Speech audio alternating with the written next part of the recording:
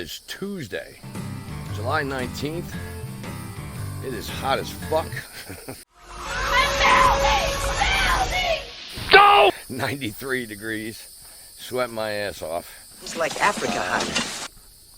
Amazing how quickly the weather can change. You think? Have you seen this one? Today is officially the hottest day ever recorded in this country, with a temperature of 102.3 noted outside of the city of London. And the temperatures are expected to go even higher, north of 105 today. And the heat is already bringing this country to a standstill. The infrastructure simply isn't built to survive these kinds of extreme temperatures. Most people don't have air conditioning. Many schools don't have air conditioning, so some schools have closed today or shortened the hours to protect the kids. The rail system is really having a hard time as well. Many trains are delayed or canceled because the rails could buckle in the heat. They're only rated up to 95 degrees. Problems at airports as well. At Luton Airport, north of London yesterday, they had to stop flights for several hours because the runway melted.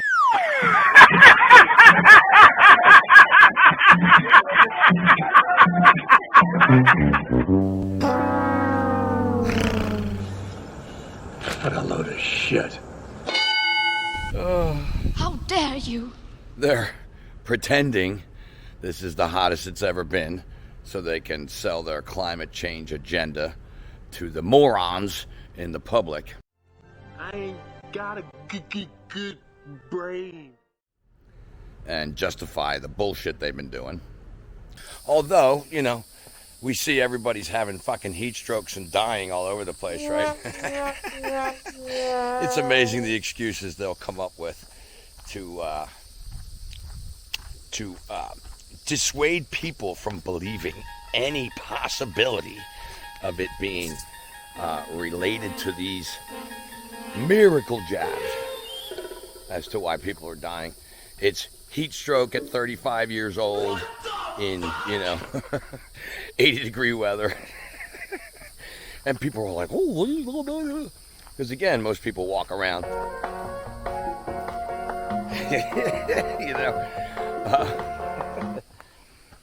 I'm in a different section today here. I came in on the other side of the lake because it is so hot. I was trying not to be a big sweat monster, but that didn't work. So I'm a little out of my element over here. So I got to kind of pay attention to where I'm going and what I'm doing. But anyway, nonsensical shit going on in the world as usual during this little lull before the cull. Part 4. It's kind of like a Jason movie, you know what I mean? They just keep making different part 3, part 4, part 5. Because this is, again, is going to seem like a distant memory soon when they begin all this nonsense again, which they are going to do. Let's talk about the BA4 and BA5 subvariants of COVID-19. They're spreading nationwide now. White House COVID-19 coordinator Dr. Ashish Jha told NBC News he expects it to be dominant here by the late summer or early fall. So what are public health experts saying about the level of concern at this point? Yeah, so those BA4 and BA5 subvariants, as you said, are inching their way along into circulation among all of the COVID-19 cases here in the U.S. They now account for about 12% of cases. Dr. Jha said that, this is really a prime example of what viruses do. They want to evolve in ways that evade our immunity. Experts are telling me that they're more concerned really about this fall when they anticipate, unfortunately, yet another COVID-19 surge, as well as it's, coming along with a time when the bulk of us will be eligible for yet another round of COVID-19 vaccines. They're already talking about the bullshit subvariants and subvariants of the subvariants and trying to bring back face diapers in places like California and New York.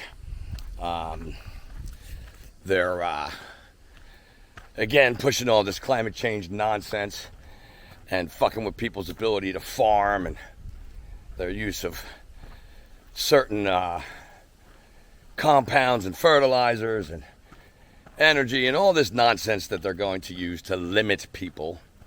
And you got Biden, who just, Putin's war, Putin. Before the war started, I told Putin that if he invaded Ukraine, NATO would not only get stronger, but would get more united. No, poo-poo. And he would see democracies in the world stand up and oppose his aggression and defend the rules-based order. As I indicated to Putin, his action would cause worldwide response, bringing together democratic allies and partners from the Atlantic and the Pacific to focus on the challenges that matter to our future and to defend the rules-based order against the challenges, including from China. China. We'll seek to use the funds from the tariffs on Russian goods to help Ukraine rebuild. We've committed more than $4.5 billion, more than half of that from the United States, to address food insecurity and the immediate crisis caused by the Russian war. At every step of this trip, we set down a marker of unity, determination, and deep capabilities of the democratic nations of the world to do what need be done. Putin thought he could break the transatlantic alliance. He tried to weaken us. He expected our resolve to fracture, but he's getting exactly what he did not want. He wanted the Finlandization of NATO. He got the NATOization of Finland. What the hell did you just say? Putin's inflation, Putin's energy hike. No, you senile old fuck playing your part. It's you doing what you're told, like every fucking other piece of shit puppet walking around the planet calling themselves a president or a leader of a fucking country. However, as central banks accumulate gold, resources, create inflation, reasons to print money, pumping fear into the world. Right, to access what you perceive as your money in the bank. But let's just talk about that, because Jamie Dimon over at JP Morgan, well, he does not think that the economy in the U.S. is doing so great. On the one hand, he says, the U.S. economy continues to grow, and both the job market and consumer spending and their ability to spend remains healthy. And this is so important because we are a consumer-driven economy, as is, frankly, most of the world. But geopolitical tension, high inflation, waning consumer confidence, the uncertainty about how high rates have to go, it's not going to help anyway, and the never-before-seen quantitative tightening. You get that? Never before seen. This is another new experiment. And their effect on global liquidity, the ability to buy and sell, are very likely to have negative consequences on the global economy sometime down the road. And, I don't think we're looking at too far down the road. And making it almost damn near impossible for small personal businesses to flourish while they take over the manufacturing and distribution of any of the other resources that they want to control, while putting others out of business, making it difficult to live, pay bills. Earlier today, the Dow Jones Industrial Average was down over 370 points. Well, all of that got erased, and the Dow ended up putting on a gain of over 160 points. S&P 500 did real well. NASDAQ, the biggest gainer of them all. Why? Why is the NASDAQ doing so well? Let me see. Magic money? Oh yeah. When the Senate votes for a $52 billion subsidy for tech, well, what else would you expect here? You think this is a real market, honestly? Did you watch the 10-year yield? People would have moved today. We were like at 3.06 earlier today. We cratered down to 2.91. How does that happen? Let's think about that. An enormous amount of debt buying went on today. It wasn't you. Certainly wasn't me. It's not institutions other than the Federal Reserve. The institutions are buying the stock market, quite obviously. This is the Federal Reserve buying it all, buying the debt. Imagine my shock. Imagine your shock when you see a move like that. It's just an incredible thing to witness. Well, it's in our face, people. So leading economic indicators, those that are pointing towards what's going to happen here in the future, well, we already have been made aware several months ago that they're all pointing lower. Well, they continue to point lower. Oh, does that mean that we might, notice the wording here, we might or we may go into a recession? How about we are so far beyond that? You want more proof? AT&T, you know the company AT&T, their stock cratered today. Do you know why? People can't pay their bills. What did we find out this week? 75%. Yes, 75% of middle income earners here in the United States can't make ends meet. Meanwhile, stock market continues to rally. Why? Some entity out here, who could it possibly be, is buying epic sums of debt, making sure rates stay suppressed so they create a risk-on environment, meaning what? Cash goes into the stock market. Very simple, very straightforward. Don't call it quantitative easing. No, don't you dare call it quantitative easing. Don't do it.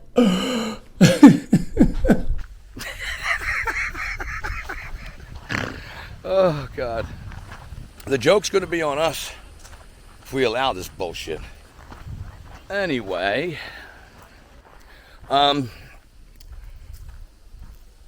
people don't seem to really want to speak out or give a shit about things until it directly affects them. And then all they really want to do at that point is point fingers and look to some external means to have it fixed. They don't want to do anything themselves. They don't want to hold themselves responsible for any of it.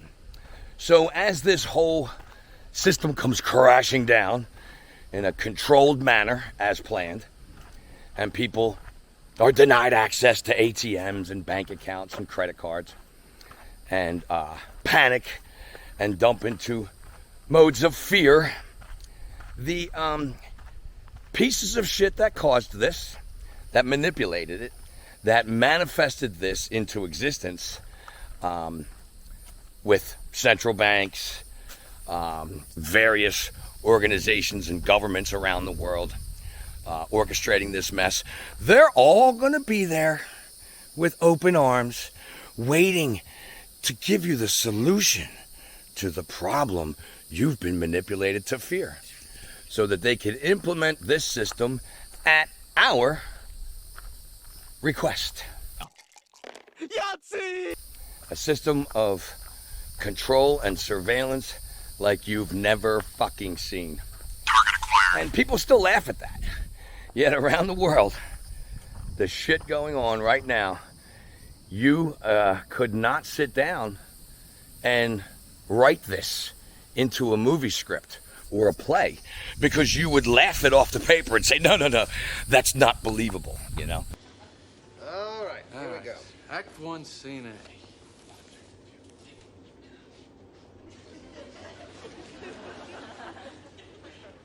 Weren't you supposed to call Elaine? Yes.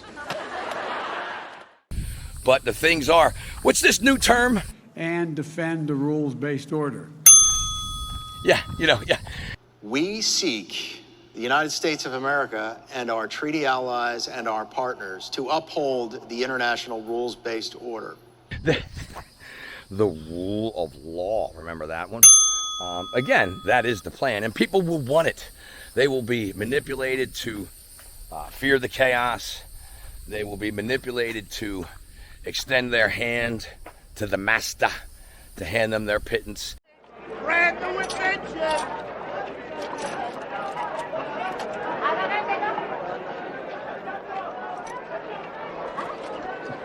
Occupation.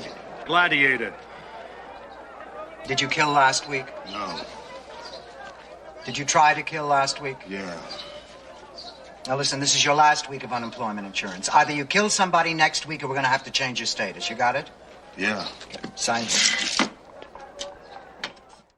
And anybody that gets in the way of that pittance will be deemed the enemy, so they can have their 2 minutes of hate every day and be literally psychologically browbeaten into accepting this on their own, and then will defend it against any of us, like they do now, trying to point shit like this out, so that we are educated enough not to comply with our own enslavement, to make the choice now, so that if we can see where they want to go with this as it develops and unfolds, we can recognize it.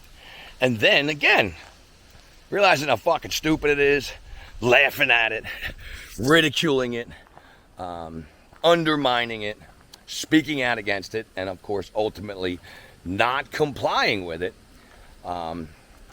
will be the answer.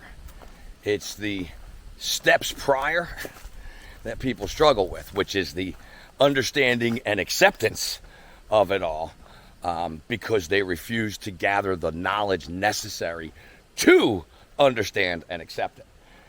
Because that, of course, brings responsibility to the individual. And then they can't point the finger, and they can't have their 2 minutes of hate, and they can't simply justify complying so that they can put food on the table. If they understand all this and put this all together. So they avoid it.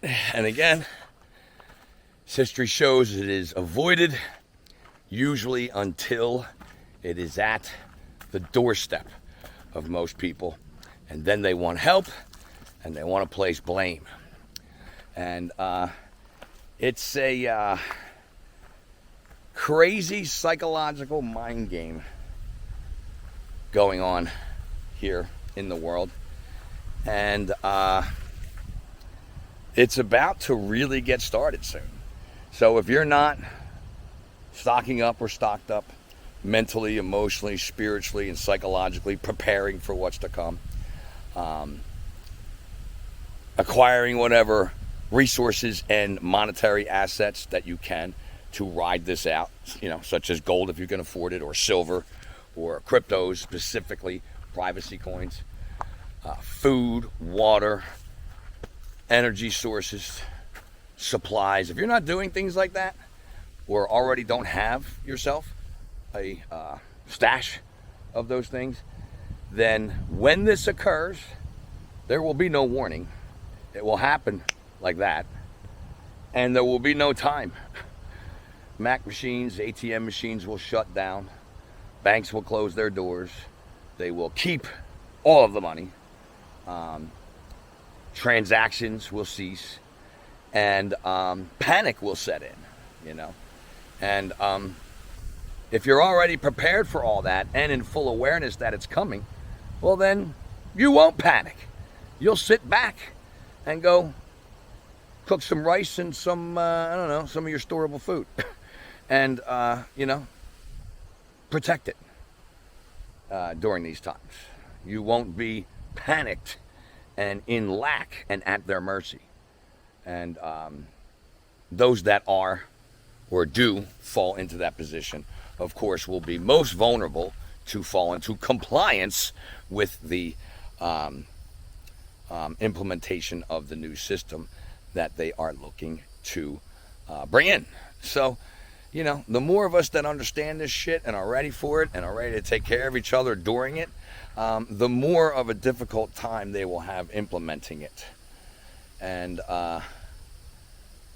if I can get no other points across to people, that is the only point I wish people could grasp onto, that the only way out of this is non-compliance with our own enslavement, and the fact that they are going to manipulate situations and bring about lack and chaos and fear over the upcoming rest of the year after the summer.